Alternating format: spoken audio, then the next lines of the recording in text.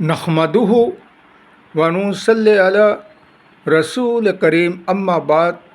पश्चिम बांग्ला राज्य all India मुजद्दिदिया mission सर्वधर्म सम्मेलन कमेटी के सदस्यों हैं हम मोहम्मद आसिफ। इसके अलावा सर्व भारतीय जातीय कांग्रेस नेशनल इंडिया गठबंधन पश्चिम बांग्ला राज्य कांग्रेस कमेटी के सदस्यों हैं हम हिंदू मुस्लिम सिख ईसाई जैन क्रिश्चन आदिवासी दलित हम सब है भाई भाई। मजहब नहीं सिखाता आपस में बैर रखना। हिंद है हम, ये वतन है हमारा। इसीलिए तो कहते हैं कि अगर हम समझकर नहीं समझेंगे तो तुम्हारी क्या ताकत है जो तुम हमें समझाओगे। हम अगर सही को गलत कहेंगे और गलत को सही कहेंगे और बुराई को अच्छा कहेंगे और अच्छाई को बुरा कहेंगे। ये तो हाल है मौजूदा सरकार भारतीय जनता पार्टी के प्रधानमंत्री से लेकर मुख्यमंत्रियों तक। हमने बहुत से बेईमान देखा है, लेकिन भारतीय जनता पार्टी के लीडर और नेता मंत्रियों के जैसा बेईमानों को आज पहली बार देख रहे हैं। जैसे कि 2014 से अब तक के 2025 तक के जितने भी इलेक्शन व निर्वाचन हुए हैं, उसमें Aadhaar card, I card, ration card, voter तालिका में जितने भी लोगों का नाम था वो उस वक्त फर्जीवाड़ा नहीं था।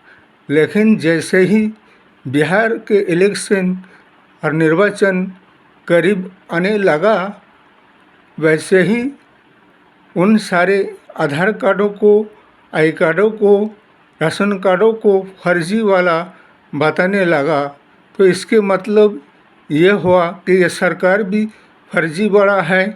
इसलिए कि अगर Aadhaar card, I card, ration card प्रधानमंत्री अमित शाह साहेब और चुनाव आयोग का भी फर्जीवाड़ा होगा। इसलिए कि जिसका नाम एक बार वोटर तालिका में आ गया, जिसका राशन कार्ड, आई कार्ड और आइडेंटिटी कार्ड बन गया, तो उसका मतलब ये है कि वो भारत का नागरिक हो गया। उसे नागरिकता से और भारत के वोटर से उसे कोई नहीं हटा सकता है, ना ही उसे वोट देने से रोक सकता है। चुनाव आयोग को ये किसने परमिशन दिया कि तुम किसी की नागरिकता की पहचान करो? उन्हें तो ये अधिकार नहीं है।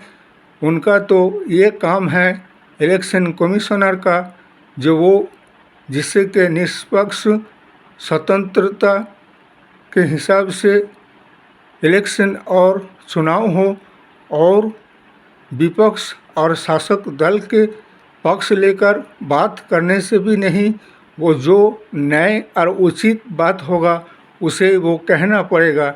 लेकिन यहाँ तो देखा जाता है कि चुनाव आयोग भी शासक दल के पक्ष लेकर काम कर रहे हैं। ये सरासर संविधान के, आइन के, कानून के खिलाफ है।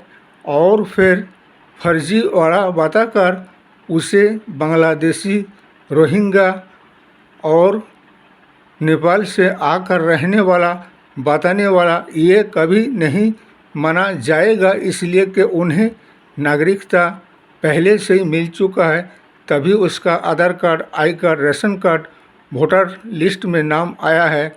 वो भारत के नागरिक है। ये तुम्हारा बेईमानी की पैंतराबाजी नहीं चलने वाला है। सबको वोट देने का अधिकार है और सभी कोई वोट देगा अगर इस तरह से चुनाव आयोग और बीजेपी सरकार बेईमानी करता रहेगा तो इसके लिए हाई कोर्ट और सुप्रीम कोर्ट है, और सुप्रीम कोर्ट के जजमेंट का भी फैसला आएगा। ये संविधान के अधिकार के खिलाफ है। लोगों को उसके जनमत अधिकार, उसे वोट देने से रोका जाता है। तुम कितने भी कोशिश कर लो नरेंद्र मोदी साहब, ये इलेक्शन तो तुम हारोगे और हमारे नेशनल इंडिया गठबंधन सर्वभारतीय जातीय कांग्रेस और तेजस्वी यादव भी जीतेगा। और आसाम में भी इसी तरह से हेमंत बिश्व शर्मा ने मुसलमानों के साथ इस कदर जुल्म अत्याचार अन्याय किए जा रहे हैं, जैसे कि ऐसा लगता है कि ये आसाम राज्य हेमंत बिश्व शर्मा का बाप का राज्य है और वो 5 साल में राजगद्दी में बैठे हैं 5 साल के लिए, और वो सोचते हैं क्या हमारा बाप का सारे जागीर है। ये ऐसा नहीं है, बल्कि तुम्हें तुम्हारी औकात में रहना चाहिए, वरना 5 साल के बाद कहाँ जाओगे उसका आता पता भी नहीं मिलेगा। चींटी का जब पर निकलता है तो उड़ने लगता है, जब उसका पर उससे अलग हो जाता है तो वो नीचे गिर जाता है। इसीलिए जो जनगण तुम्हें वोट देकर मुख्यमंत्री बना सकता है, वो मुख्यमंत्री पद से तुम्हें उठाकर फेंकने में भी कोई समय नहीं लगता है। इसलिए हमारे नेशनल इंडिया गठबंधन सर्वभारतीय जातीय कांग्रेस को लाइए और ऐसे दुर्शासन, भ्रष्टाचार, गुंडाराज सरकार को हटाइए। इस वीडियो को ज़्यादा से ज़्यादा लाइक दीजिएगा, शेयर कीजिएगा, सब्सक्राइब दीजिएगा। जय हिंद, जय भारत।